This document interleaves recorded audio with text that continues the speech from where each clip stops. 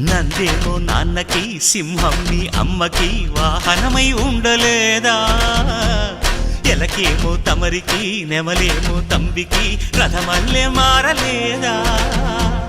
పలుజాతుల భిన్నత్వం కనిపిస్తున్నా కలిసుంటూ ఏకత్వం బోధిస్తున్నా ఎందుకు మాకి హింసావాదం